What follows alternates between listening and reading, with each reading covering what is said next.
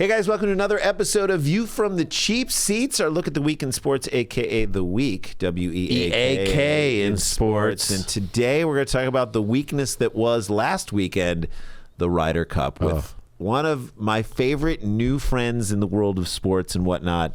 This dude's amazing. He's part of the No Laying Up podcast, which is incredible. Their golf coverage is unbelievable. Phenomenal. They are so well connected. Just everything they've created. Jay and I are new to the No Laying Up guys, but could not be bigger fans. Tron Carter, TC, joins us today to just talk about how do we fix the Ryder Cup? Yes. How do we fix U.S. going on the road?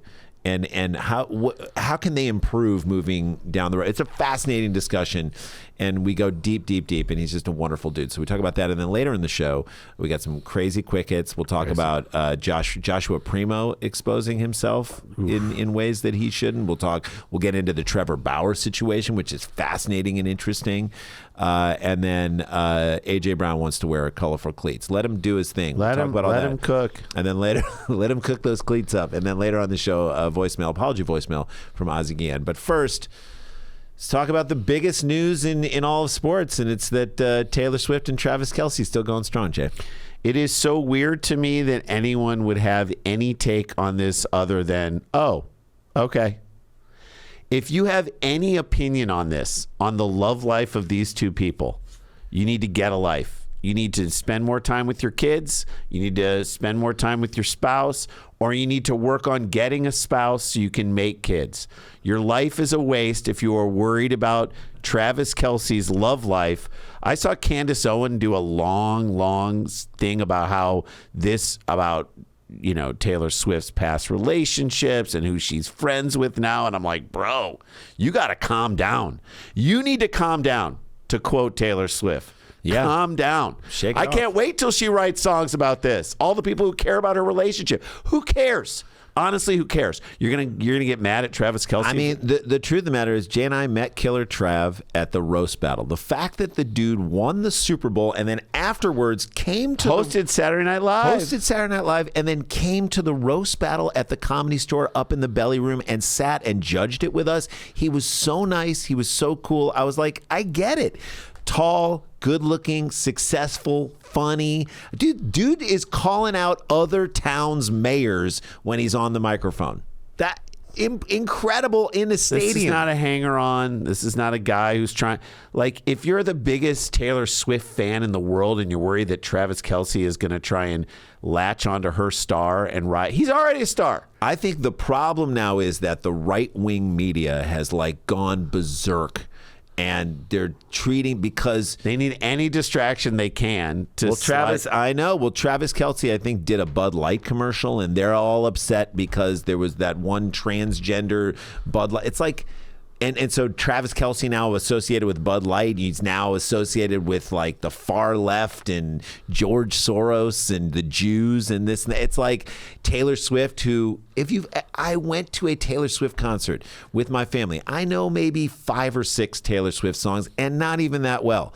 I love going to see concerts. I love seeing them in small, intimate places. Jay and I went and saw our buddy Cutworms with John Andrews and the Yawns backing them up at Max Clark at the Terragram in L.A. It's a small venue. 400 people. It was one of the most fun concerts I'd ever seen. I loved it so much. It was beautiful. This is at SoFi Stadium. It could not be bigger. 80,000 people. 60,000 people. 60. Packed. My daughters were trading wristbands with strangers that they made wristbands to give to other people and back and forth. The happiness and joy I was watching all of these people get from being at this concert gave me happiness. I had transitive property happiness through this person. I'm like, who's going to be mad at this person? Who's mad at her? Forget about what she believes. So if you're mad at her and you're mad at her for her beliefs, are you going to now go back in and every football player that you support, you got to start and vetting their choices of girlfriends and whatnot. And spouses, you now got to look at all of go into their Instagram feed and see who they're supporting. And Ryan Tannehill's wife left a gun in their rental car, even though they were in the city that they live in. Why do they have a rental car, and why is she leaving firearms? Are you gonna not be a fan of Ryan Tannehill now? Or are you going to be more of a fan of her because she's leaving guns around? I don't know. The point is, like Jay said, this is ridiculous. the good news is that she's turned a lot more people onto the NFL. If you're the NFL, you better protect Travis Kelce's jersey sales have gone up by times 400%. 400%. That's good business. Tickets for all the games that people think she's going to be at. If they do think she's going to even be in the box, to me, this is wonderful. This is where culture meets sports on a very high level. And anybody who's trying to pull that down and anybody who's trying to bring that down, we say, get a life. Get a life. You suck. You're the worst. You're absolutely the worst. You don't deserve to even have an opinion in this matter. Yes. And I'm for letting everyone have an opinion, but that opinion... You forfeited that right. That opinion... You're so lame and so dumb, you forfeited the right. It doesn't even deserve to be out there. Let these people hang out and have their thing. Maybe it'll last. Maybe it won't last. By the way, I'm going to say this. You can hate Taylor Swift. You can say, I don't like her. I don't like what she stands for. You can hate Travis Kelce. I don't like him because he did this thing. Who cares? Yeah. Who cares? No, nobody cares what you think, number one. And number two, let it play out. What if they do get married and it's this like crazy, hilariously awesome power couple? That would be so fun. And what if they make like 2 kids and one of them is the best musician ever and the other one's the next best tight end in the league? Incredible. Then we all get to benefit from that. Exactly. And if you hate the Kansas City Chiefs, I'm trying to think, who hates the Kansas City Chiefs? The Raiders hate the Chiefs. I guess Denver hates the Chiefs, maybe. And, I mean, Buffalo probably hates the Chiefs because they beat them. Patriots hate the Chiefs. If you hate the Chiefs, and it's hard to hate a guy like Patrick Mahomes. He doesn't give you much room to hate that guy. No, you might hate that he does every commercial, right? But you can't hate anything else about But like, if you can hate Jackson Mahomes, yeah, you can hate Patrick Mahomes, brother. Right. But if Patrick Mahomes was Jackson Mahomes, I can understand wanting to be upset about that guy and hating that guy. But like, you can't hate these guys. They're wonderful. And let them do the thing they do until you find out that they did something wrong. let them cook. Let them cook. All right, let's take a break. When we come back, let's talk about the Ryder Cup and the U.S.'s epic fail and how can we fix it with Tron Carter from the No Laying Up podcast. These dudes are amazing. The podcast that he and his friends have built and the empire that they've built is beautiful. We're going to get into it on the other side of the break. It's not the No Laying Up podcast. It's View from the Cheap Seats with the No Laying Up guys. We'll be right back. Hey guys, welcome back to the show. I'm so psyched about having this next dude I love on. that you're saying you're so psyched as if I'm not psyched. Also psyched. Yeah, Jay's not psyched. I'm really stoked to have this dude on because Jay and I are new to what he and his podcast mates, and it's so much more than the podcast. It's a goddamn empire. It's a world that they've created, the No Laying Up podcast, No Laying Up. They got merch. They got shows of them going to Scandinavia and golf courses and stuff. I want to get into what it is, but we have Tron Carter, TC, with us right now, one of the main dudes on their podcast, and it's just incredible. Tron, welcome to the show, brother. Gentlemen, great to be here. First time, long time. Oh, shit. I love it. My colleague Randy and I went to a couple of your shows way back. One of them in Bloomington, Indiana. Yes. God, this would have been like 2010 maybe? Yeah. Dude. 2009, 2010. I love it. First of all, can I just tell you, I love your voice on the podcast because I listened to it, and just you have like a very. First of all, I love how emotional you got about the Ryder Cup because thank you. I was right there with you the whole time. I'm like, it scratched the itch we needed scratched after that jokers. I was so mad about everything. And I mean, did we tell you our theory that like we think, and we've told this to other golf friends of ours, that like Xander Schauffele and Scotty Scheffler have to switch first names because Scotty's too diminutive of a name for a guy who's like 6'3", and Xander, even though he is 5'10", like I can't even describe it. He's like 5'10" or 5'11", but he looks like he's 5'4". He looks like Corey Pavin. And you're like, what's little Scotty Schauffele been doing? But then does he still have that lawn service, like the mowing the lawn business? He does landscape. No, he's a golfer now. Oh, okay. Little Scotty Schauffele. Are we right on that or wrong? You are, or at least Scotty needs to drop the IE. Thank you. Just go by Scott. Yeah, Scheffler. And then Xander's got his dad running around chirping everybody and just being a complete lunatic. Golf LeVar Ball. Ball. Yeah, I mean, so let's take just a tiny step back, and then I want to get into Ryder Cup stuff. Can you just explain, because we're new to you guys, and immediately You felt familiar to us because you remind us of, there's a great podcast that for University of Michigan sports called the MGO blog, podcast that we participate in and we were fans of. And they just are so knowledgeable in a fun and funny way. Their humor comes out of their deep knowledge. The inside jokes are just like you have to have a certain knowledge to just get accepted into the room and I think that's a beautiful thing. I think you people guys have built it. that on your friendship and what. Just explain to our listeners kind of what No Laying Up is and how it got started and where you guys are at right now. Yeah, so Randy and Sally and I were college buddies at Miami University in Oxford, Ohio. The real U. Yeah. Yes. And we were kind of the only one amongst our friends who were big golf fans. And golf coverage, this was back, mid 2000s. Mm-hmm. Golf coverage was pretty staid, pretty boring, pretty, old white man yelling in a cloud kind of thing. Yep. And so we said, hey, like, why isn't golf covered like other sports? Like, we were big fans of Cheap Seats. We were big fans of Spencer Hall. Great writer. All the Everyday Should Be Saturday guys. It's like, hey, why does golf have to be so fucking serious? Yeah. Right? Yeah. And so we basically just kind of had this text thread, and like some of our other friends were like, hey, you guys, like, this is funny. You should put this on Twitter. I didn't even know what Twitter was at the time. Sally started a Twitter account. So we started putting it on Twitter. Nobody was following us. Nobody was listening, but we knew, hey, we can, like, it's helping us stay in touch with each other. So then people said, hey, you should start a website. You should flesh this stuff out more. So we did that. And then we started a podcast. Golf tends to be, 3, 4, 5 years behind the rest of sports, the rest of society at large. Right. So we kind of just had this whole blank slate that we were able to get this running head start. Mm-hmm. And then brought in Neil, who's my brother, who was working at Google at the time, to help us build the website. And then a buddy, DJ, who was working at the PGA Tour, basically, like, back when it was one person with the PGA Tour doing all their social Twitter media and Facebook and Instagram, and now it's a team of like 60 people. Of course. And so this whole thing's just kind of like a happy accident. I was working in the hotel business. I was like the overnight manager at the Ritz-Carlton in Atlanta. Amazing. And that was your dream. We got supportive wives, and it's let's be clear. Being the overnight manager was your dream. You had fulfilled your dream of finally. So if you can be successful in this, then you can go back to doing that. Being in the overnight manager. I love it. Yeah. It was that, and hotel revenue management, and dealing with people's riders, like you guys, I'm sure, have outrageous stuff on your riders. Insane riders. You better let us light that TV on fire. We need to light the TV on fire. Else we're walking. And we better be allowed to steal all of OJ's memorabilia.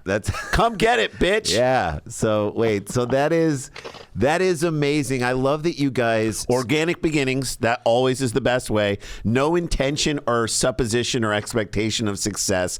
Not saying to yourself, this better be worth X amount of dollars in 5 years. It was just friends who saw a need and had this moment where you're like, and this is very much what Randy and I said about Cheap Seats and pretty much about everything we do. If we weren't us, would we be wanting this show and needing this show in our lives so that that feels like that's what governs your guys, the way you do what you do. Are we right on that? Yeah, very much so. And it's something where I think, like I said, if we set out to create what we've created, we would have stumbled all over ourselves and made all sorts of short-term, short-sighted decisions. But I think, like, we kind of bootstrapped this thing and funded it ourselves, and, like, we are the business and we own 100% of it, and it's great. And then to your point from earlier, like, kind of almost feeling like you're in on an inside joke, or there's some institutional knowledge, or there's kind of a threshold you have to clear to understand a lot of what we're talking about, which I think only fuels like the loyalty and the culture of it. I mean, you were talking about, the hat wave of Joe LaCava, like stepping into Rory's line, not even his line, but just where he's walking to line up his putt. And someone, I forgot which of you guys said, like, look, it wasn't like Olathable's, like a spike from Olathable. You have to know that is the Justin Leonard putt in 99 or whatever it was. Like, I don't even remember what it was. I just remember they're wearing terrible shirts, and the Americans go on the green, and then there's a spike mark and it ruins his putt. Like, Like you have to know that you just someone casually threw it out there and everyone's like, oh yeah, no, Yeah, it wasn't it's not that wasn't bad. that bad. But like people have to have that knowledge and they feel rewarded. And again, in that way, it feels like our friends over at MGO Blog who are talking about like UFRing like the offensive linemen and giving them plus or minus grades on their run blocking, and people just eat that shit up. It's great, but golf has gotten, I think, like to what you were saying earlier. Now, with the Golf Channel, with the way people can consume golf, people have gotten more knowledgeable. Like, don't you think the general fan has gotten like more knowledgeable about how it's played? Yeah, there's so much knowledge and data out there, and I think gambling's certainly helped with that as well. Thank you. But it's funny though, like the way that they cover it, the way that it's covered, like week to week on the PGA Tour, and then I like whole long rant about NBC and how pitiful they were with the ad load and everything last weekend. But it seems like golf's one of those sports where there's such a high bar to clear as far as like you're not gonna tune into Thursday afternoon at like the Zurich Classic and be like, oh, yeah, like I know exactly what's going on as a brand new fan. Whereas like a football game, you can kind of tune in and get a requisite idea of what's going on. And so I think golf is covered in this way where it's like you've got all these core enthusiast fans that are absolutely getting shit on all the time on the broadcast because they're bringing the broadcast down to like the lowest common denominator at all times. Right. And it's so frustrating. So we're kind of trying to fill that void of like, there's all this information available. We're not being kind of indulged at all on the broadcast. How do we fill this middle ground here and kind of sate all these core golfers? You guys picked a lane that, again, like Jay said, was sort of important to you. That if you're like, I would want this out there. If I were watching, I want this podcast. I listened to your coverage of the Ryder Cup, and I was like, thank you. I have to hear these guys' take on X moving forward. On the bed shitting. They didn't just shit the bed. They shat the nightstands next to the bed. Let's move forward on this. But again, I was so mad about it and so not embarrassed, but I was like, come on, we should have had a better showing and it should have been more exciting. It should have been more fun. It was over on day one. Literally over on day one. Over on day You're one. not coming back from that shit. You're over on day one, and yet someone... Brooks Koepka on the mic. Some guys can't handle it. Like being tough guy, like leading into it. I'm like, shut the fuck up. Like, show something, do something. Yeah, but your guy's point though that like this is what happens. Like they're gonna come to Bethpage. They might do something because Victor Hovland might be the X factor. He may be that player in a couple of years. They're gonna come to Bethpage but the Americans, what if they wipe the floor with them at Bethpage? And then you're like, well, we're in the same spot. Europe has their own no laying up podcast that's shitting on all of them. Yeah, I mean, it's one of those things. I catch a lot of flack. I dislike so many of the guys on the U.S. team that over the last 7 or 8 years, I've started rooting for the Euros. Yes. I'm that passionate about it. So, but yeah, it's like, especially when you consider the context of the U.S. team 12 months ago, 18 months ago, like was the heavy favorite. Oh yeah. Like it wasn't even, and then it kind of normalized. Rahm, Hovland, Rory all started playing really, really good golf. So, definitely the fortunes, or like the odds started to creep up a little bit, kind of bringing it more even. But I think overall a bed shitting is exactly what that's a perfect way to describe it, because not only that, like I think Luke Donald flipped the two formats as well. So normally in the mornings, normally foursomes goes out in the afternoons, and then four balls goes out in the morning. He flipped the two. Historically, the U.S. is terrible at foursomes. And he put that first right off the bat, knowing also that like they hadn't played in 4 or 5 weeks, none of the U.S. players except for JT and Brooks. And so knowing that they were going to come in rusty and kind of behind the 8 ball anyway, and then it's so hard to knock that rust off, not playing your own ball. Right. So for those in our audience who don't know, foursomes means that you alternate who's hitting, correct? So you have to place. So guys know what they can do, and so they're going to put the ball in a certain place because, let's say for 4 weeks, Max Homa's 7-iron is like a laser. He knows exactly what to do. Well, if who he's playing with puts it in a position where he can't use his 7-iron on the approach, then he's playing from a disadvantage on some level. Yeah, it's kind of like playing. It's like The Stranger, right? It's like playing with your opposite hand, and Yes, you're man, I can't get into any groove here. Yeah. Or like a three-legged race. It's like a three-legged race. You're tied to this person. You got to totally pump your arms the correct way. And what it is, and what's fascinating, and why the Ryder Cup is so dope. In my opinion, it is such a great event, and I was so excited for it, and then so dismayed by how the U.S. played in it.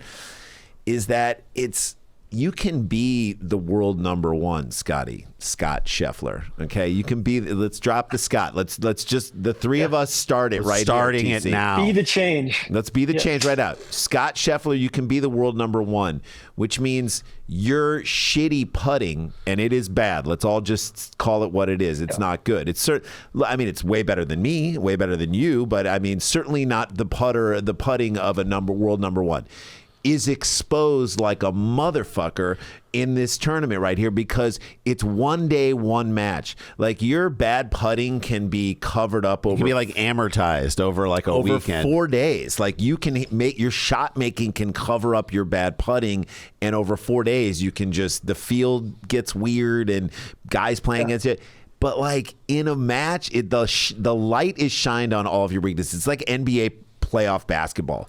Like shit's covered up through the whole season, but then you get in the playoffs, it's like, oh no, we don't have a 3. We don't have a guy who can 3 and D at all. We were just covered it up because we were whooping teams in the regular season. So to me, that's why the Ryder Cup is so much fun. And it's team. You guys went into this so much. Europe just has a better team.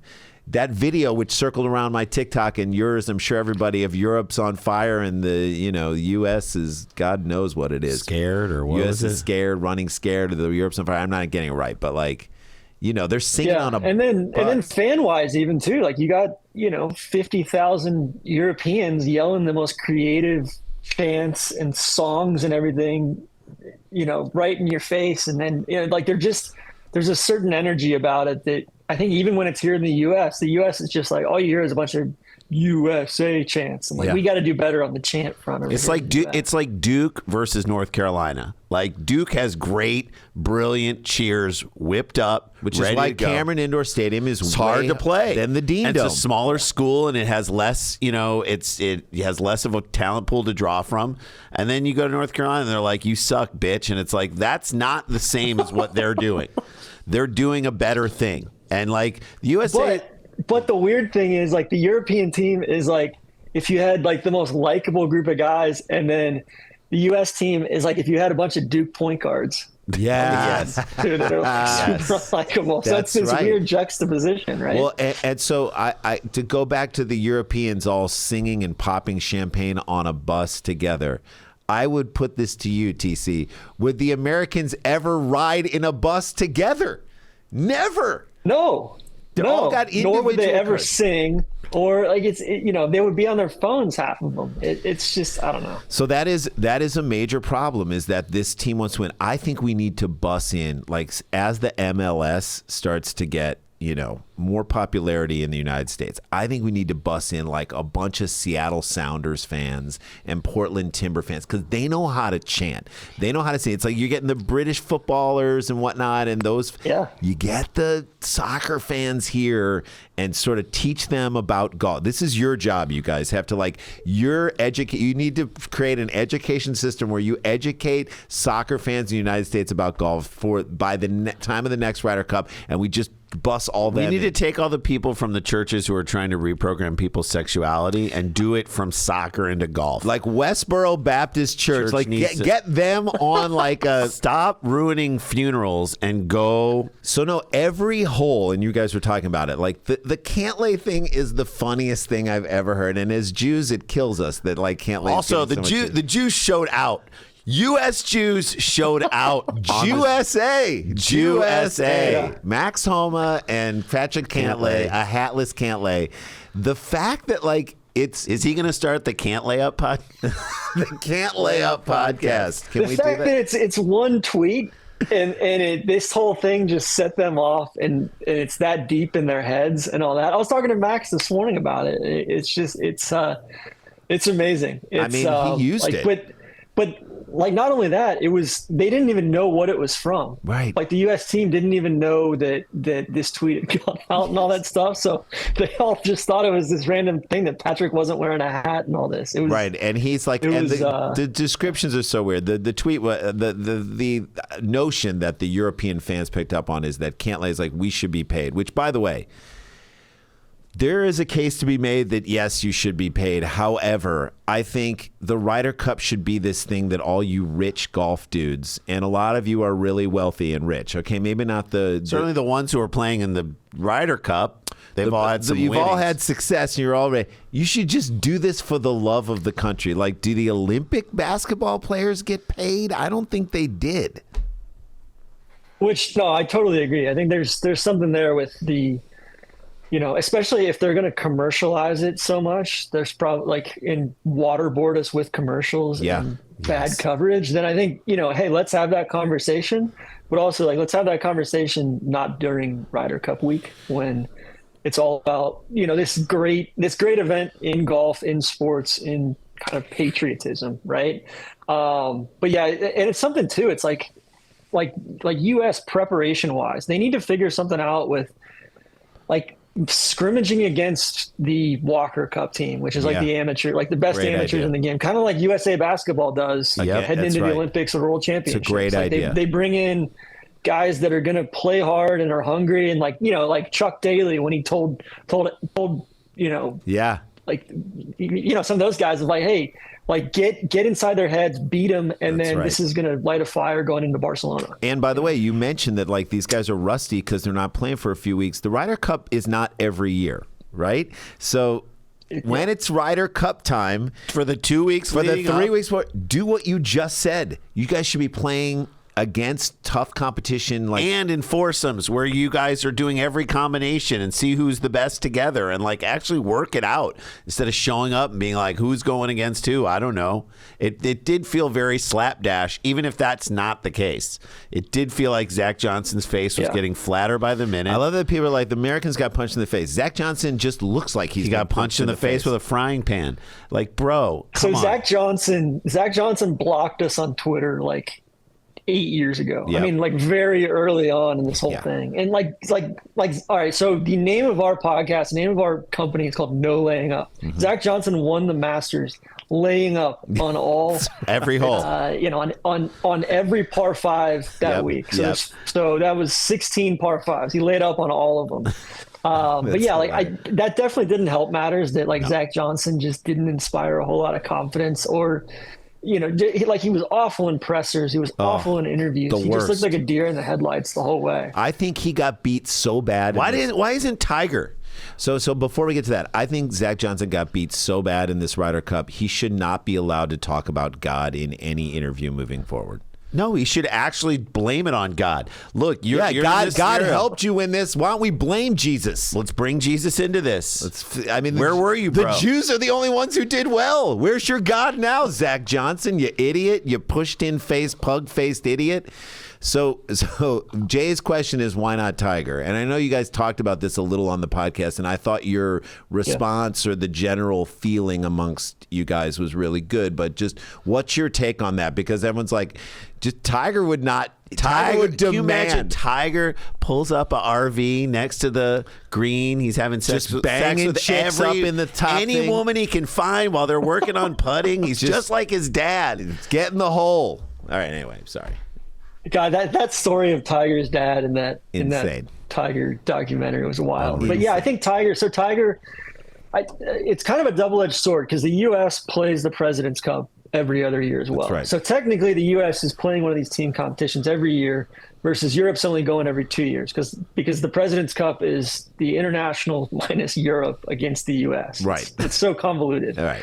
But Tiger was the President's Cup captain when they went down to Royal Melbourne in Australia back in, was that 2019? Mm-hmm. And they showed up flat, kind of unprepared. They all played in Tiger's Hero World Challenge event in the Bahamas the week before. Mm-hmm. And then they chartered like a 777 and basically like all flew to Australia together. Yeah. And they got their doors blown off the first 2 days of and so I'm kind of thinking, all right, like Tiger, I don't know if Tiger's the most prepared or the most because Tiger wasn't a great Ryder Cup player. Like him and Phil shit the bed for years on end. Mm-hmm. Phil definitely did. Especially on foreign ones.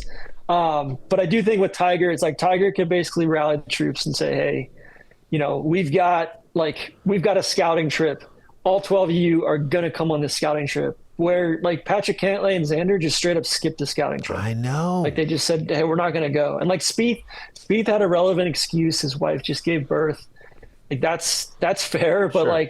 like Patrick and Xander, it's like they just straight up skipped it. It's crazy. I mean, you say to these guys, okay. I mean, what the case that I would make, and you tell me if you agree with this or not. The case I would make is, how long are you guys going to play golf? Obviously, you're going to play in the senior tour and whatnot, but like you have a, I don't know, window of playing golf for like 20 years. That's 10 European or 25 years.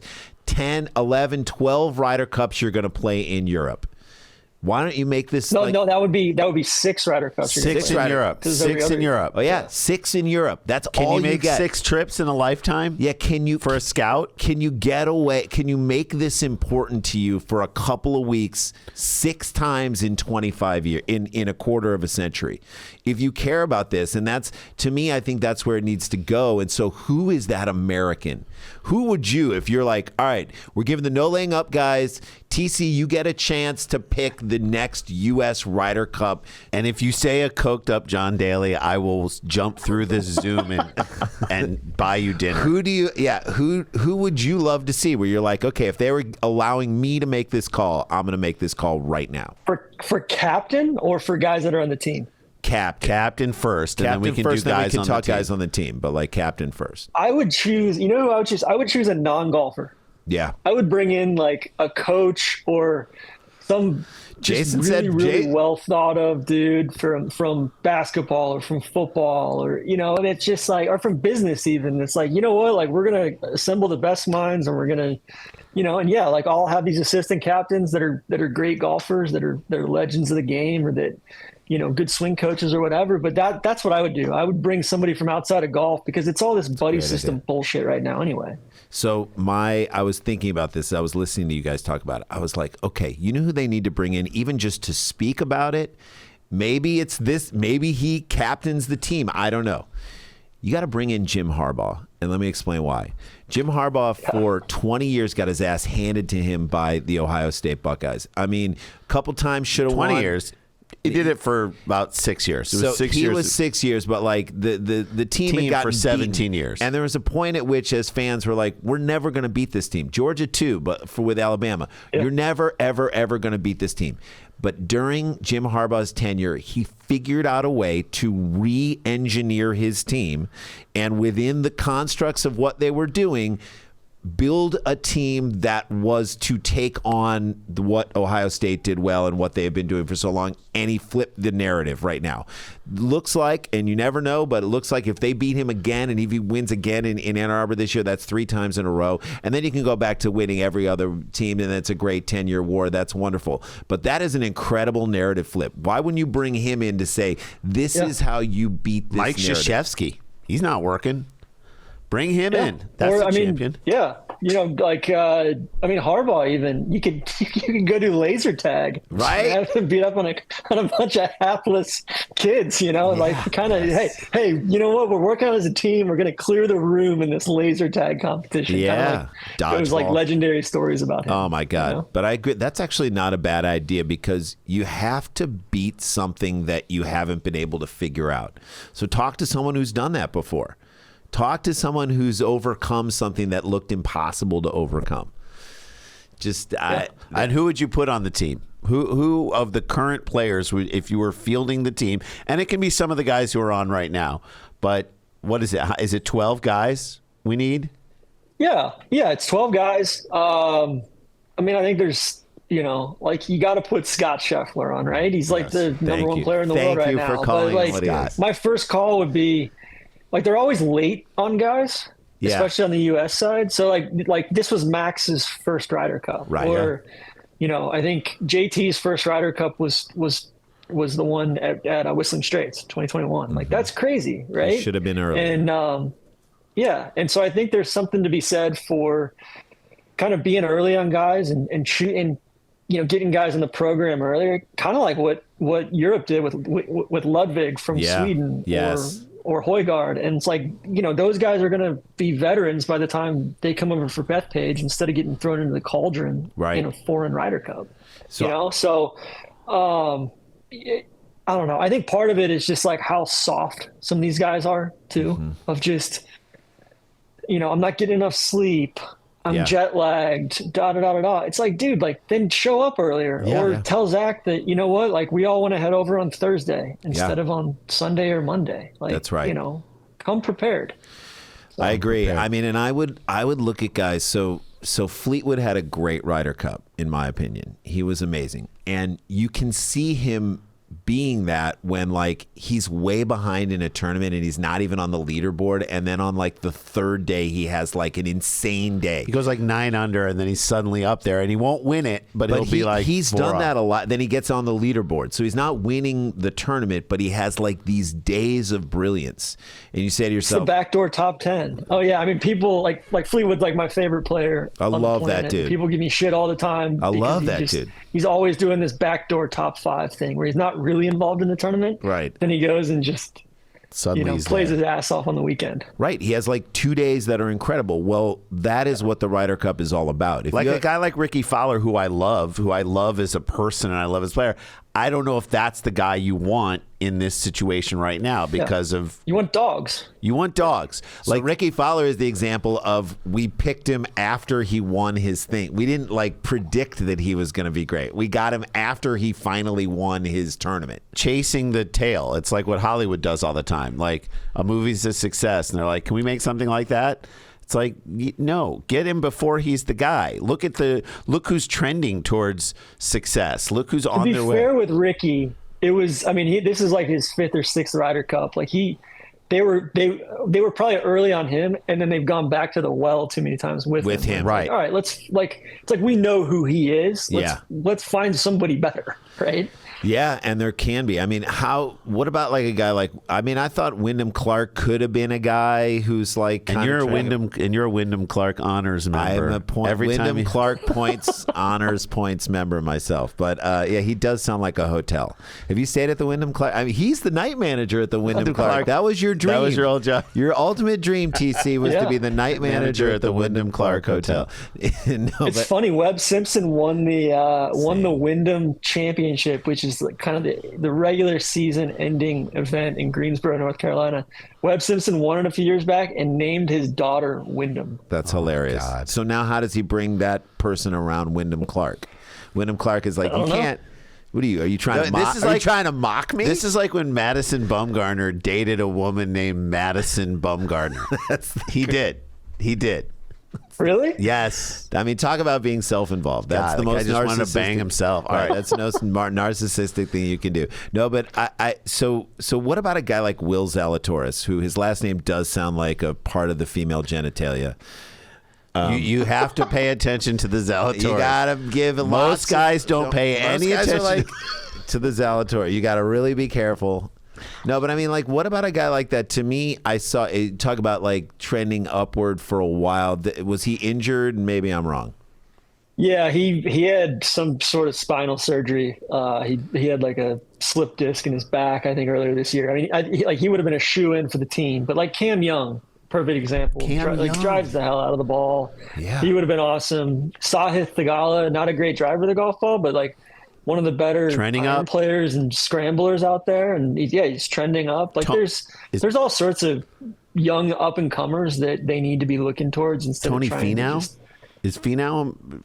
Would he be somebody? Yeah, Finau had a terrible year. Awful year. I think Finau, but we saw plenty of Finau on those commercials that they kept playing. Yeah, I know. Over and over again. The driver out of the bunker. Yeah. Well, Finau. Oh yeah, Finau to me is like, I understand Finau, having watched the Netflix series and whatnot. Like, I understand him. Like, as guys who go out, we have families. I don't know if you have kids, but like, we have kids and families, and he is the one guy. He's like the anti-Tiger.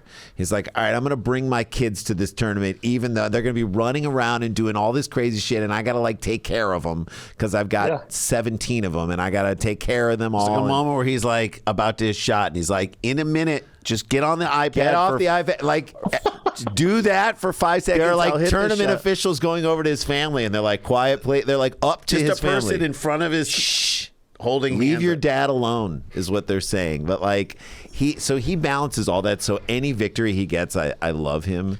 Like once his kids grow up, I feel like Tony Finau is going to be unbelievable. Yeah. It's funny because I've got a 6-year-old and a 3-year-old, and I'm like, man, I'm looking forward to those business trips where I can get a full away. night's sleep. Yeah, and nice and quiet. Yes. Yeah, dude. Like, why can't he? But he brings them along with it. I mean, he's. You know who I met the other day who I think would have been amazing to put on this team? Michael Block. Put him on the team. Michael Block. Let's go. Just dunk him. I think Blocky, best. Blocky was on that commercial. Like I still have PTSD from all the Blocky overload from. I don't care. Put him on. PGA Championship. I just met him. He's wonderful. I mean, wonderful, sweet guy. He puts that ball by the hole, and he's still in a bunch of commercials. The fact that he dunked a hole-in-one is just like it's the most like to me. That's a better story than Rudy. I'm like, make that movie. That movie's better than Tin Cup. Costner will play it. He's got to pay We're back like his the ex-wife. two guys who are like, Tin Cup is just okay. Like we're that. We're Costner those as guys. Blocky would be. Costner's Costner is Blocky. He needs Blocky's the money. on his way to Cotter. He's going to the F1 race this weekend. Oh my God, incredible! All right, so this is fascinating. So, in your opinion, do you think the U.S. listens to all these things that we are saying? Like, please, someone from the USGA or whoever, PGA, like, listen to what we're saying here. Do you think they make changes next time? Are you confident, or are we just going to go into it the same way, and we'll win at Bethpage, and then we'll go back to Europe in 4 years and just totally shit the bed again? Well, it's funny. They've talked about this task force thing from, it was after 2012, I think, where Davis Love and, a few other guys basically said, hey, you know what, we're going to do this task force and consolidate power and make it so there's less cooks in the kitchen. Mm-hmm. Well, it's like, what's the task force yielded, right? It's yielded not a single away victory. It's yielded, this kind of shocking loss. And, at some point it's like, all right, like, let's try something new. So I do think that they will kind of go back to the drawing board a little bit. I think a guy like Max Homa will be a big part of what the solution looks like. Yeah. Kind of asking him, hey, Max, what do you want the week of the Ryder Cup to look like? Do you think there's too many events at night? Do you think that the scouting trip was good? Like, I'm sure they'll ask guys like Max or guys like Scotty or JT, like, some of the guys that seemingly are part of the solution. I think that, what they want it to look like and take the power out of the hands of some of these, 45, 50, 55-year-olds like Steve Stricker, Zach Johnson, Jim Furyk, Stuart Sink, Davis Love, all those guys. Yeah, and because the Ryder Cup has changed, it's a different thing than when you guys were playing it in the in the early 2000s, the late 90s. It's just a different thing now, because back in the day, you could win on the road, right? Like, it's just. Again. Yeah, they definitely set up the course, much more to like suit the home team now. Like Luke Donald made decisions of like, hey, let's try to put as many mid and long irons in their hands and keep the wedges out of their hands. So they set the course up on that front. But I think the captaincy is much more about like being a head coach now. Yeah. And having good coordinators underneath you and good, and you've got data scientists and you've got, nutritionists and, all that stuff. And it's like kind of getting everybody rowing in the same direction versus just, kind of the previous generation was like, all right, well, these 12 guys are playing the best golf right now. Good luck, guys, and just send them out there. Roll them out there. Roll the balls out and throw the tees out there and let them play their game. It's like it's funny. I think you need matchup guys too. I think you need to be like, they have Shane Lowry. That's a guy who's going to get drunk and maybe punch somebody. I love how you guys are talking about he was always in every skirmish. Like, we're like, Shane Lowry's in the clubhouse. No, he's not. He's on the green.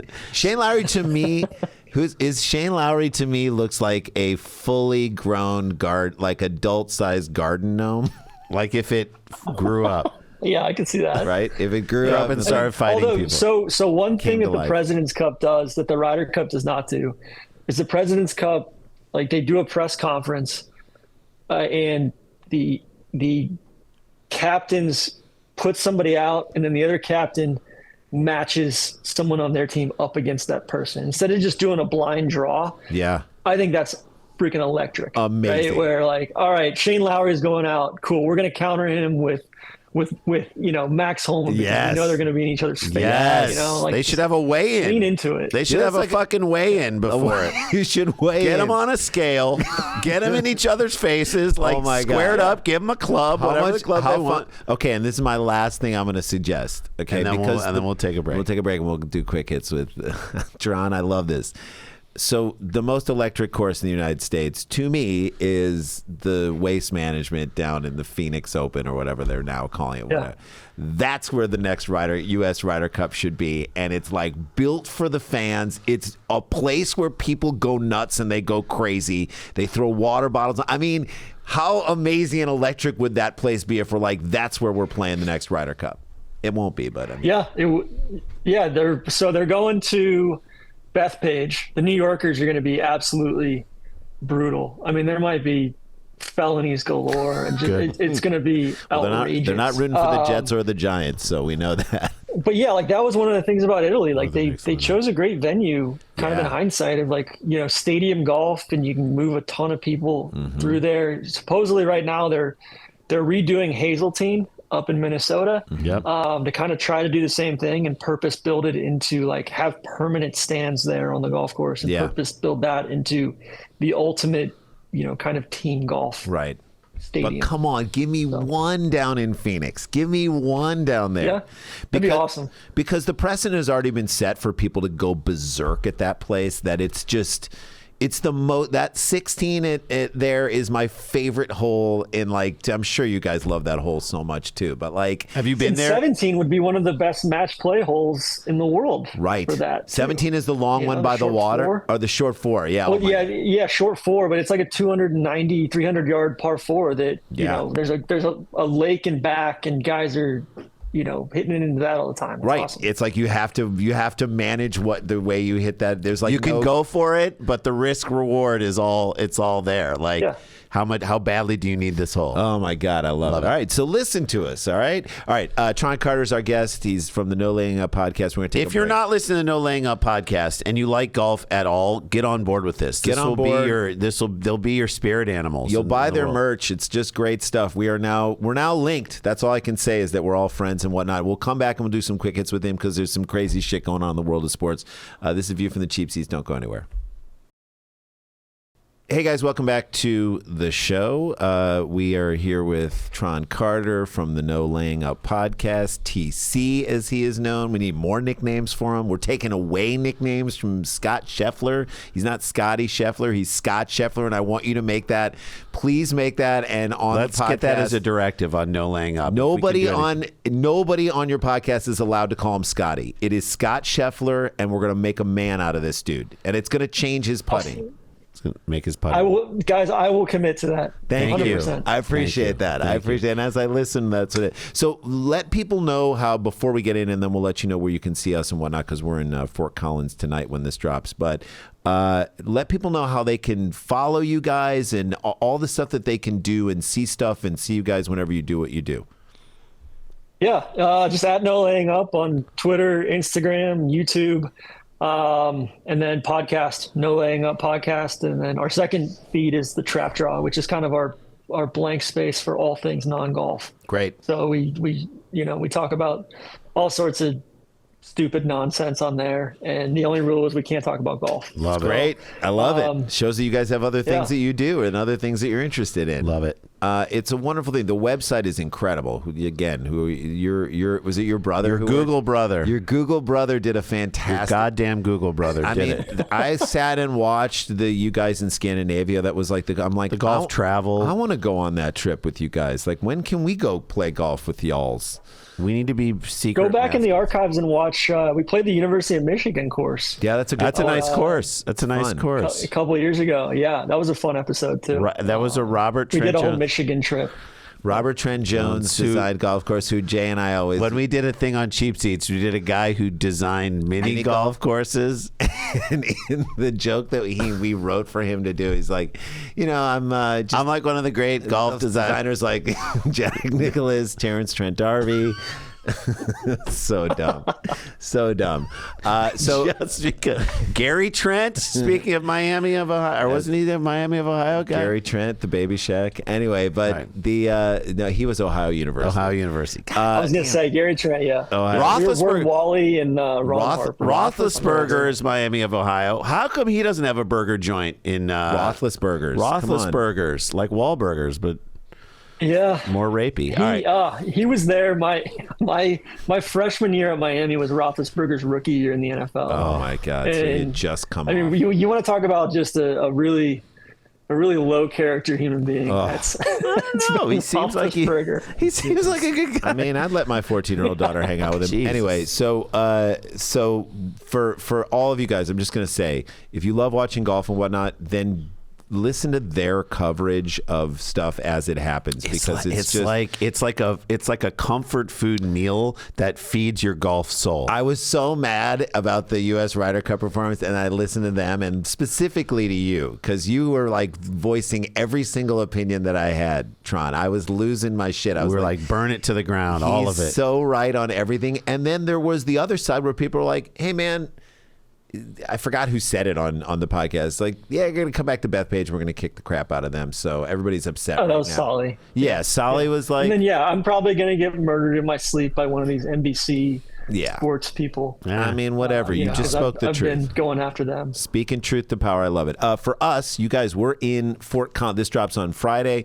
We're in Fort Collins tonight. We have 2 shows, and tomorrow night, right now on Wednesday, as we're recording this, the early shows Friday and Saturday are sold out, which means the late shows will go too. It's a So small venue. They'll all sell out, and there's a small chance that we might add a Third show, which on- is always fun to say. As comedians, a lot of times we'll come in and play places that are like 400 people, 600 people. There's no way we're not selling those out and adding another show. This is a smaller venue, and I love it. The Comedy Fort is amazing. So if you're anywhere near Fort Collins, and if for some reason you missed these shows, we're coming back to Denver at the beginning of February. We have so many dates coming up.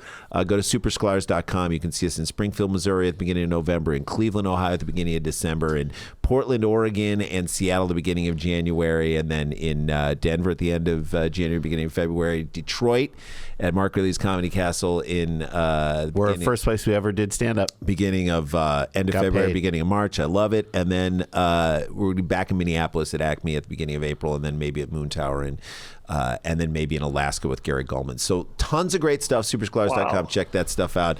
Yeah, it's a lot. Our families are like, "What are you guys doing? Like, get what are you doing?" They're like, you're not making PGA Golfer Tour money, and So- yet you're gone like that. That's right. So get back here. But My family's saying the exact same thing. right, like, what are you doing? What are you doing? happens. It And we're happens. working, and we love being out there, and we love this hour that we're doing. Oh, and we're going to be at the New York Comedy Festival. If you're in New York, New Yorkers, on November 12th at the Slipper Room. That's a Sunday night as part of the New York Comedy I Festival. think it might be like a late Sunday afternoon show. Late Sunday afternoon show. We're gonna do our. I'm so excited. Our 2-man show, which is we did it out here over the summer, and we're gonna do it in New York, and maybe it becomes a show on or off Broadway. Would be amazing. All right, let's get into some quick-hits, shall we? Let's do it. So the NBA is great because guys can wear whatever shoes they want, right? And nobody cares. This is why the NBA is amazing. Like, there are no uniform. That's why golf's incredible too. And the beauty of golf, we were talking about with our friends. Do you know the country club adjacent guys? Those are good friends of ours. Love those dudes. Yeah, absolutely. And the beauty of it is, like, I can buy gear that JT is playing with. I can buy, like, we can all buy the stuff and wear the stuff and use that stuff. All right. So, but the reason I love the NBA is like, nobody's like, you can't wear this. You can't. Nobody thinks it's distracting. Like, Dame Lillard is like, he can show up in flip flops if he wants. Yeah. And it's just okay, whatever. So the NFL cannot understand this. This is why the NFL sucks. AJ Brown of the Eagles, he's on our side. He was trying to wear brighter cleats so his daughter could identify him more easily. That's all he's doing. Probably has a daughter around your kid's age, right? You just don't want to see Dad. He's in the bright. Daddy's cleats. in the bright green cleats. If you ever don't know who he is, look for the bright green cleats. The NFL fined him $7,000 for that. Isn't that insane? Why? Roger Goodell, man. It's bad. It's bad. You can't. No fun league. The no fun league, but also like you should be allowed to be like, I'm doing this for this, and they can be like, all right. What are they worried about? That's going to be an all out. What are you worried about? If you let them wear different color shoes, they're going to pull down their pants in a pool in Dubai. Oh, that already happened. That was Antonio Brown. That already happened. Well, but so again, back to my point about the fact that regular people can play golf. If you see Patrick Cantlay wearing a hat, which you may never see again, and like the whole time he's like this, he's like trying. You're like, you know what would help with that? A brim, a visor, maybe. Anyway, he should wear one of those giant. He like should play in a sombrero, landscaping hat. Like, what if he just comes? That was my thing. The whole team should have showed up with big cowboy hats or some of those big hats that, like the Washington Commanders guy wore. Yes. in the post game presser last year. I mean, just have some fun with it. Have some fun with it. But like, what if you see someone wearing something cool? You could probably go on whatever site and buy it and then wear it to play golf. People aren't going to buy in AJ Brown's cleats. No. And then go wear them. So it just, to me, though, shows. But it would be great for it. It's like, you know how bright, like the LaMelo shoe. I don't know if LaMelo's that great of a basketball player, but my son just bought LaMelos. And part of that is because they're cool. They look cool. They're different. They stand out. It's like, it does feel like these moments mirror U.S. golf in certain ways where you're like, you guys, Get up. Have fun with this. Like you're leaving a lot of money on the table. You're leaving a lot of fun on the table. And who are you speaking? Like, who is saying the NFL needs everybody's got to have the same color cleats? Who's saying that? I mean, it's funny. Like Ja Morant's suspended right now, and the NBA, and Nike still came out with new Ja Morant shoes. Yeah, a couple days ago. Money talks. Yeah, gun to your head. I love it. Buy some Josh. We're giving the NBA some flowers. Now let's take them back for what they're doing in the handling the whole Joshua Primo situation. Primo of the Spurs has been suspended for 4 games for exposing himself to several women over an elongated period of time. And I hate to use the term elongated and exposing himself. Yes. But they suspended former Antonio Spurs coach 4 games. That's it. 4 games for multiple times. Apparently he went to a therapist. Good for him for getting therapy. Right. You were guys talking about the podcast. Like, maybe the U.S. golfers need to bring their therapists. Let's charter plane, bring them there, like on a separate plane. Sports psychologists there. But Dr. Hillary Cauthen, Primo's former therapist, was the first to bring the allegations against Primo to light after she claimed last fall he exposed himself to her on 9 separate occasions. Hey, after the first time, let's bring it to light. Why are we just hearing about this now? It's maybe she's loading up to have a bigger case. I don't know, and I'm not blaming her at all. Like, what are you doing? By the way, Deshaun Watson's like, just get a massage. It's easier. You'll get off. Yeah. Literally and figuratively. Maybe she's so committed to the treatment plan that she wants to see it through. No, this the first. By the way, you expose yourself 9 times, you should be suspended 9 games. Like, the number of games can't be less than the amount of times you've exposed yourself to people. Yeah. Like, where's the end? I'm like, okay, the NBA, you should be a 1 for 2. It's the same question with the Mel Tucker thing. Like, why did the sexual assault advocate lady not hang up the phone when he said he was masturbating? Get off, and you can still go after him. Yes, get off. Finally, I mean, Jimmy Butler should be suspended 4 games just for his new haircut. Yes. Did you see his new emo haircut? I did. He looks like I don't know why they're calling it emo. He looks like he's in En Vogue. I love it. I kind of enjoyed it. I love it. Nobody else could pull that off. I mean, right? And he's just and he gently like brushed it out of his face, like like in such a beautiful way. I loved it. I loved his approach to it. Are you like the president of the Morrissey fan club? I don't know. I loved it. I think it's great. I think it's so great because it sort of bends how we view athletes. And he's like one of the best gamers. Toughest. But Jimmy Butler could be the coach of Randy and I have always said this. If like, and I know this is not true, but if Ray Lewis came out and was like, I'm gay, the world would be like, I don't know what to think anymore. He would change all of those perception. hard-edged people who are like, I can't deal with gay athletes. It's like, well, deal with the toughest, because this guy was a tank, and it just proves that his sexual orientation has nothing to do with how he plays or how he was as a locker room guy or how the chemistry was of the team. Like, so now shut up. Like, Ray Lewis is gay. He's not, but I'm just saying if he were, then that would be one of those things. And I guarantee you there are tough dudes in the league who are gay who we don't know about yet. But like that would come forward and make a big deal, I think. I agree. Randy, I'm all for Jimmy Butler for Ryder Cup captain. That'd be awesome. I mean, you saw how much he got into tennis. Dude, at the U.S. Open. That's he was there like every day. You know who I think would be a good Ryder Cup coach or captain? Snoop. Remember when Snoop watched hockey for the first time? Was like, what is this? I'm like, yeah, dude. Yeah, dude. Yeah. Snoop. Get into it. Just get as high as a man can get high and just make all these whatever he's literally choices. in the rough, just like rolling J's. Cutting. You know when they kept cutting to like Zach Johnson from the low angle of his cart? I'm like, what is this shot? I don't need to see this shot of him. Oh, the crotch cam. Yeah, driving around. How great would it be? You just cut to Snoop and he's like rolling J's. Licking at the. So it just, I will tell this story. So it's insane. Jay and I were at the roast battle when he judged the roast battle. We were behind him and not Zach Johnson, Snoop. He and Sarah Silverman, and we were feeding them jokes and whatnot. And then we did a thing for Comedy Central to interview people on the post-game interviews. Radio, post-game interviews. And we watched Snoop smoke down 5 full Louisville Slugger size joints, and I watched him smoke it all the way down. He then passed one. This is pre-COVID. He passed one around the entire crowd, and it came back to him, and like everybody puffed it. Anyway, afterwards we go upstairs, and it's us and Jeff Ross and Snoop and like 2 writers, and we're just standing upstairs around there. And Snoop knew us from Cheap Seats. He was actually a fan of Cheap Seats. He, of course, blazes up his 6th joint because that whatever. And I was like, and then I'm standing right next to him and he hands me the joint, Snoop. And I was like, oh my God, I gotta. Can't say no. Like I was able to say no because it came from Randy.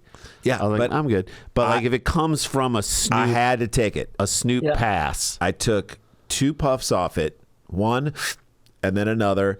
Passed it on, and then I went to go get into. We were at the old House of Blues, which shut down, which is on Sunset. Next to the Mondrian on Sunset Boulevard. On Sunset. I get into my car because Comedy Central paid us to do this, so I had a car service drive me. That's why I was like, I can smoke this. I get into the car, and from where we are to La Brea Boulevard on Sunset is maybe a mile and a half, or so. By the time I got to La Brea, I had 2 puffs. He smoked 6 of these. I had 2 puffs. I forgot where I had been that night. I didn't know why I was in this car. I didn't know what I'd done, and I didn't know where I was going. That is what. Can you next Ryder It's like getting, Cup captain. It's like getting communion from the Pope. Like I'm Catholic, so it'd be like going and getting communion from the Pope. That's right. You're getting a joint from. You gotta. If it gets passed to you, TC, you're gonna take. You gotta get that Pope joint. All right, last story, and this is insane, and we should just talk. This is just. I don't even know how to even talk about this because it is fascinating. We should just get into it. Yes. Is the entire Trevor Bauer scenario, which kind of has come to light. He can finally talk about it, and he's talking openly about it now. Yeah, I watched his video that he posted on Twitter yesterday, and which was very well done, very cogent. He was. I mean, look, I'm not necessarily a fan of him as a person. So the difficulty is that he is a total. He's a douchebag. We can say that. You can't get behind. It's not like nobody likes him. It's not like Joel Damon got railroaded. You know what I mean? It's like it's a nice guy. Joel Damon. Like my wife watched the Netflix golf thing and was like, I love this guy so much. What's going on with Joel Damon? My wife will just be and she doesn't know really anything about golf. She's like, what's going on with Joel Damon? How's his hat? I'm like, they all should have worn Joel caddy? How's Damon. his wife? How's his wife? How's his caddy? How's he feeling? He's been through so much. I love him so much. That's not who Trevor Bauer is. Trevor Bauer is like a worse, like a much more of an asshole Brooks Koepka. Right? He's just a terrible dude. But or Kyrie, or Kyrie, just outrageous. Yeah. But did he deserve to be booted off the team and kicked out of the league and have 2 years in his prime of his salary gone? By the way, I'm not crying tears for a millionaire who's made lots of money playing sports. And he pitched in Japan and still made money. Not like he pitched for free. To which our buddy Aaron, who's the studio producer, is like, so Japan was okay with Japan's just cool with this? Japan was like, we don't need to see the text. Just come on in and start pitching for us. Yeah, but so it is really, really damaging and fascinating that everyone's just like, yeah, he's guilty. And I guess that's a function of his personality probably aided that. But at the same time, you go, no one was like, okay, let's find out exactly what happened first before we go nuts on this guy. And if it is what she says it is, then absolutely, he's done. He's finished. But instead, everyone's like, get him out of here, this douchebag. And then 2 years later, we're like, oh, well, maybe it's a different story. I mean, if they settled for nothing. And you got Marcelo Ozuna on the Braves, who beat his girlfriend or wife within an inch of her life, and gets suspended for 20 games and was back for the playoffs. Come on. Where's the consistency? I know. And I guess they're like, well, look, see, we'll punish he gets in a spot where he's like, we're gonna make an example out of you because we just are. And it's interesting because a pitcher isn't an everyday player, which is interesting too. So will affect every other. So let's say Trevor Bauer would have won 16 games. It's in his replacement maybe wins 10 or 11. So you lose 5 games in there that he would have given you over the course or not, or you could go into later innings and then win some over the course of a 162 game season. It's negligible, especially if you're the Dodgers and you're winning your division by 15 games. It's negligible. But what's also interesting is people are saying it's more calculated of a move. But people are saying, hey man, you got to be more careful as a star about what you do and who you pick up and who you decide to have relations with. And that, in a weird way, is kind of like blaming the victim in this case a little bit. Hey, man, maybe you shouldn't have been wearing what you were wearing and then she wouldn't have been interested in you. Or it's you got to be careful saying that kind of stuff to this guy, too, because he just one hook up with the girl. I'm just so it's mad. Not like he's married. I'm so mad that we're defending Trevor Bauer. Yeah, that's the worst part about this whole thing is that we're stuck now in a position being this poor guy when we don't care about this guy. But it is fascinating, and it is not fair, I think, to blame him know who you're getting involved with. If you're a young single person, nobody knows who they're getting involved with. They're I think it's like that meme. It's that meme that's the worst person you know makes a great point. Yeah, that's right. Yes. You're I hate that this point that I agree with came out of your mouth. But that would be the truth. Then people are telling the truth. If they're actually supporting Trevor Bauer in this instance, they're I'm not happy about this, but I'm going to say what I think. It's taking everything out of me. There's no homerism in this at all. No. If you're this, and by simply saying no homerism, that sounds terrible. Yes. Ugh. So yeah, I just think, he does have to be more careful, and all people do. That's the rules of the game. Does he sue the Dodgers, and does he sue MLB? That was going to be my question. There's got to be something percolating. Rob Manfred, you're in my sights now. I'm absolutely going to sue you for lost wages, defamation of character, lost damages. Punitive damage, defamation of character, lost wages, inability to work. You could, look at what he made in terms of endorsements. You don't know what he lost. If I were Trevor Bauer, okay, and I'm not Trevor Bauer, thank God. But if I were Trevor Bauer, I would demand more than the money, because he made money. Demand an apology. Yeah. Demand a press conference to be publicized on ESPN, on SportsCenter, on MLB Network. MLB Network. Right? Yeah. MLB Network. You can throw it on the Golf Channel if you want to. Shit. I don't care. I want to hear Brandel Chambly's, which, by the way, I've always said Brandel Chambly should be a drink at every. Served in a gimlet. Just a very. I'll take the Brandel. How's the Brando Chambly? It's a little crisp today. It's very crisp. It's a little sour. It's biting. It's biting. The Brandel Chambly. Why is he always so mad? Brandel Chambly could be the new coach of the Ryder Cup team. I would take. He's that. always angry at something. Pissed off. Always pissed off. But like he was spicy this week. He was spicy. Of course he was. So the press conference absolving him and Rob Manfred saying somebody should pick this guy up. He should be working as an MLB. Like he has to say, we apologize for jumping to conclusions and this and that, and on behalf of MLB, someone should pick this guy. That's what I would require if I were Trevor Bauer. And then if he gets a job pitching somewhere, that's it. Like that is literally moving past this entire thing. Yeah, but it's like it's just weird to think of him as like this generation's Hurricane Carter. Yeah, it's like it's not. Again, he's an asshole. Let's get that out there.